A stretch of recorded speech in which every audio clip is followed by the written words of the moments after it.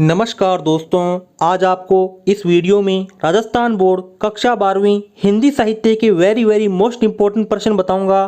दोस्तों, इन प्रश्नों के आने का चांस आपके 25 जून को हिंदी साहित्य के पेपर में बहुत ज़्यादा है। तो दोस्तों देखते हैं इस मॉडल पेपर में खंड 1 का पहला प्रश्न, जिसमें पूछा गया है भारतेंदु युग को पुनर्जागरण काल क्यों कहा जाता है, इस काल के गद्य साहित्य की विशेषताओं पर प्रकाश डालिए। दोस्तों देखते हैं आगे दूसरा प्रश्न है प्रसाद के नाटकों की विशेषताओं का वर्णन करते हुए प्रमुख नाटकों का उल्लेख कीजिए। आगे हमारे पास में तीसरा प्रश्न है, देख सकते हैं तीसरे प्रश्न में पूछा गया है रेखा चित्र व संस्मरण को परिभाषित करते हुए अंतर स्पष्ट कीजिए। आगे चौथा प्रश्न, आचार्य महावीर प्रसाद द्विवेदी के साहित्यिक योगदान को स्पष्ट करें। दोस्तों आगे हमारे पास में इस पेपर का खंड सेकंड है, जिसमें 5वां प्रश्न पूछा गया है माधुर्य गुण की परिभाषा दीजिए। उत्तर शब्द सीमा है आपके पास में 10 शब्द। आगे छठा प्रश्न, श्रुति कटुता दोष का उदाहरण दीजिए। ठीक है। 7वां प्रश्न है कुंडलियां छंद की परिभाषा उदाहरण सहित स्पष्ट कीजिए। आगे देख सकते हैं 8वां प्रश्न है गीतिका व हरि गीतिका की परिभाषा देते हुए अंतर स्पष्ट कीजिए। यानी कि आपको गीतिका और हरि गीतिका की है वो परिभाषा भी देनी है और दोनों में अंतर भी बताना है। आगे देखते हैं, आगे हमारे पास में 9वां प्रश्न, प्रतीप अलंकार की परिभाषा उदाहरण सहित स्पष्ट कीजिए। यानी कि आपको प्रतीप अलंकार बताना है क्या होता है, साथ ही इसका एक उदाहरण भी देना है। आगे व्यक्तिरेख अलंकार और प्रतीप अलंकार में अंतर भी स्पष्ट करना है।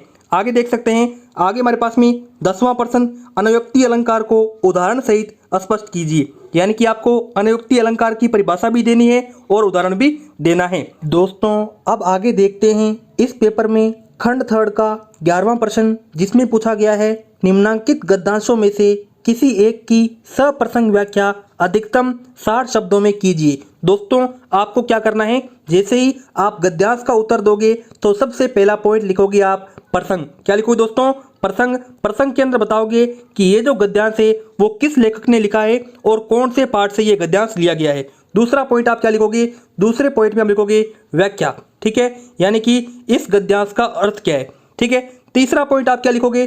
तीसरे पॉइंट में हम लिखोगे विशेषता, यानी कि इस गद्यांश के अंदर कौन कौन सी संज्ञा, कौन कौन सा सर्वनाम प्रयोग हुआ है। जैसा कि आप देख सकते हैं भारतवर्ष पर प्रकृति की विशेष कृपा रही है, यहाँ सभी ऋतुएं समय पर आती है और पर्याप्त काल तक ठहरती है। तो दोस्तों आपको मैं बता दूं, ये जो गद्यांश है वो हमारे पास में चैप्टर है भारतीय संस्कृति, वहां से लिया गया है और पुस्तक का नाम है सरयू। ठीक है, इस प्रकार से आपको प्रसंग के अंदर लिखना है।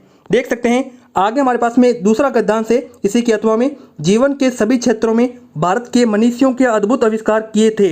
यानी कि दोस्तों ये आपको बता दूं, ये कौन से पाठ से लिया गया है? ये लिया गया है भारत भी एक महान शक्ति बन सकता है। इस प्रकार से आपका एक प्रकार का चैप्टर है सरयू पुस्तक के अंदर, वहां से ये गद्यांश लिया गया है। आपको भी इसमें प्रसंग, व्याख्या और विशेषता, ये 3 पॉइंट बनाकर के आपको गद्यांश लिखना है। डाउट नट पर होगा अब आपके सभी maths, chemistry, physics, biology doubts का सफाया। बस अपने क्वेश्चन की फोटो खींचो, उसे क्रॉप करो और उसे सबमिट करो। तुरंत ही 3 सेकंड के अंदर वीडियो सॉल्यूशन पाओ। क्लास 6 to 12 से लेके NEET, IIT, JEE Mains, advance के लेवल तक तो आज ही डाउनलोड करें डाउट नट है। आगे हमारे पास में 12वां प्रश्न है, जिसमें पूछा गया है निम्नांकित पदांशों में से किसी एक की सप्रसंग व्याख्या अधिकतम 60 शब्दों में कीजिए। यानी कि आपको 12वें प्रश्न के अंदर एक पद्यांश दिया गया है, इसकी आपको सप्रसंग व्याख्या करनी है। कहने का मतलब यह है कि आपको इस पद्यांश का उत्तर लिखते समय पहला पॉइंट में क्या लिखना है? पहले पॉइंट में आपको प्रसंग बताना है। प्रसंग के अंदर आप क्या बताओगे कि ये जो पद्यांश है ये कौन से कवि ने लिखा है, साथ ही ये कौन से चैप्टर में से लिया गया है। दूसरे पॉइंट में आप इस पद्यांश की आप व्याख्या करोगे कि इसका हिंदी अर्थ क्या है। साथ ही इस पद्यांश के तीसरे पॉइंट में आप क्या करोगे? इस पद्यांश की विशेषता बताओगे कि इसमें कौन सा अलंकार प्रयुक्त हुआ है। तो दोस्तों आपको मैं बता दूं, जैसे पढ़ लेता हूं, मलय समीर शुभ सौरभ धरण धीर सरबर नीर जन मंजन के काज के। तो दोस्तों आपको बता दूं, ये मेरे हिसाब से किस चैप्टर में से है आपको बता देता हूं। तो ये है हमारे पास में सेनापति चैप्टर से सरयू पुस्तक के। आगे आप देख सकते हैं 12वें के अथवा में आपको एक और पद्यांश दिया गया है। जैसा कि आप देख सकते हैं लिखा हुआ है न्यायोचित अधिकार मांगने से न मिले जो लड़के तेजस्वी हरिणते समर को जीत या कि खुद मर के। दोस्तों आपको बता दूं, ये जो हमारे पास में पद्यांश है वो हमारे पास में कुरुक्षेत्र चैप्टर है, वहां से लिया गया है। आगे हमारे पास में 13वां प्रश्न है, जिसमें पूछा गया है, मैं सोचता हूं कि पुरानी की अधिकार लिप्सा क्यों नहीं समय रहते सावधान हो जाती। शीर्ष के फूल अध्याय के आधार पर उपयुक्त कथन की व्याख्या करते हुए वर्तमान राजनीति में इसकी प्रासंगिकता है वो आपको बतानी है। आगे 13वें की अथवा में है, देख सकते हैं, अब कुछ नहीं हो सकता, इस देश का भगवान ही मालिक है। आज देशवासियों की यह पंक्ति लेखक को क्यों झंझोक रही है आपको बताना है। इस कथन के प्रति अपने मौलिक विचार भी लिखिए। देख सकते हैं आगे हमारे पास में 14वां प्रश्न है। 14वें प्रश्न में आपको दिया गया है, रहीम की रचनाएं जीवन रस से परिपूर्ण हैं। उपयुक्त कथन की समीक्षा उदाहरण सहित पठित अध्याय के आधार पर कीजिए। यानी कि आपको रहीम की जो रचनाएं हैं वो जीवन रस से जो परिपूर्ण है, क्यों है, तो वो आपको बताना है पाठ के आधार पर। आगे 14वें की अथवा में एक और प्रश्न है, जिसमें पूछा गया है, कवि सुमित्रानंदन पंत की कविता भारत माता का प्रतिपाद बताते हुए उदाहरण सहित समीक्षा कीजिए। आगे देख सकते हैं 15वां प्रश्न है, जिसमें पूछा गया है, अहिंसा, करुणा, मैत्री और विनय नामक गुणों को भारतीय संस्कृति के मुख्य अंगों में स्थान देने का क्या कारण है। भारतीय संस्कृति अध्याय के आधार पर समीक्षा कीजिए। देख सकते हैं 15वें की अथवा में एक और प्रश्न दिया गया है, जिसमें लिखा हुआ है, तुलसी का काव्य और लोक संस्कृति दोनों अभिन्न हैं। इस कथन की व्याख्या भक्ति आंदोलन और तुलसीदास अध्याय के आधार पर कीजिए। आगे हमारे पास में 16वां प्रश्न, जिसमें पूछा गया है, कौन निस्वार्थी किसी के साथ सुलूक करता है। गुल्ली डंडा कहानी के कथानायक ने किस घटना के संदर्भ में यह कहा। साथ ही इस कथन पर अपने मौलिक विचार है वो आपको संक्षेप में देने हैं।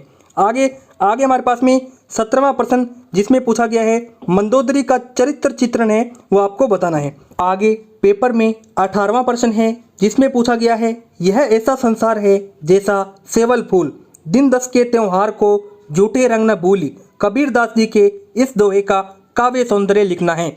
आगे हमारे पास में 19वां प्रश्न है, जैसा कि आप देख सकते हैं, एक आपको कवि का यहाँ पे पद परिचय और आपको लेखिका देख सकते हैं। कवि हमारे को दिया गया है कवि गणानंद और लेखिका है वो महादेवी वर्मा। इनका आपको व्यक्तित्व और कर्तृत्व पद पर आपको टिप्पणी लिखनी है, यानी कि बताना है कि इनका जन्म कहाँ हुआ था, इनका मतलब कि इनके गुरु कौन थे और ये कहाँ पैदा हुए थे, इनके बारे में आपको थोड़ा सा यहाँ पे ज्ञान होना चाहिए। आगे 20वां प्रश्न है, जिसमें पूछा गया है, कहानी सेव और देव में लेखक के द्वारा फाइयान के जमाने का आदर्श किसे और देख सकते हैं आगे लिखा हुआ है, आदर्श किसे और क्यों कहा है। यानी कि आपको बताना है कहानी सेव और देव के आधार पर फाइयान का जो हमारे पास में आदर्श है वो किसे और क्यों कहा है। आगे पेपर में 21वां प्रश्न, रावण अशुद्ध होकर भी यदि कर सकता वस्त तो निश्चय तुम हो सिद्ध करोगे उसे ध्वस्त। इन पंक्तियों में राम व रावण की कौन सी असमानता व्यंजित होती है ये आपको समझाना है। देख सकते हैं आगे 22वां प्रश्न, 22वें प्रश्न में पूछा गया है, निज प्रेम पर स्वदेश प्रेम की महत्ता है। भोर का तारा एकांकी के आधार पर उपयुक्त कथन की व्याख्या आपको करनी है। 22वें की अथवा में किसी भी राष्ट्र को संपूर्ण रूप से समझने के लिए किन आधारभूत तत्वों का होना आवश्यक है। यानी कि आपको बताना है कि राष्ट्र को संपूर्ण रूप से समझने के लिए कौन कौन से जो आधारभूत तत्व हैं वो आपको बताने हैं। आगे 23वां प्रश्न, जिसमें पूछा गया है, वर्तमान युग में वृद्ध दंपतियों को एकाकीपन का दर्द झेलना पड़ रहा है। इस कथन की पाठ के अनुसार व्याख्या कीजिए। आगे हमारे पास में 24वां प्रश्न है, अपने निस्वार्थ कार्यों से किसी के भी व्यक्तित्व में परिवर्तन लाया जा सकता है। इस कथन की व्याख्या सुभाष चंद्र बोस संकलित के आधार पर यहाँ पे आपको बतानी है। आगे 25वां प्रश्न है, 25वें प्रश्न में पूछा गया है, गेहूं बनाम गुलाब पाठ के आधार पर स्पष्ट कीजिए कि लेखक ने दूषित मानसिकता वालों को क्या संज्ञा दी है और क्यों। आगे लास्ट में हमारे पास में इस पेपर का अंतिम प्रश्न 26वां प्रश्न, आर्य जाति की उच्च कोटि की मानसिकता ने भारत को विश्व में धर्म गुरु के रूप में प्रतिष्ठित किया। हमारी पृष्ठभूमि वो इसका गौरव में अतीत पाठ के आधार पर आपको समझाना है। तो दोस्तों आज आपको मैंने इस वीडियो में राजस्थान बोर्ड कक्षा 12वीं जो हिंदी साहित्य का पेपर होने वाला है 25 जून को उसके वेरी मोस्ट इंपॉर्टेंट प्रश्न बताए हैं। यदि आपको यह प्रश्न पसंद आए हैं या ये वीडियो पसंद आई है तो इस वीडियो को लाइक कीजिए, चैनल को सब्सक्राइब कीजिए। मिलते हैं नेक्स्ट वीडियो में, तब तक के लिए जय हिंद जय भारत।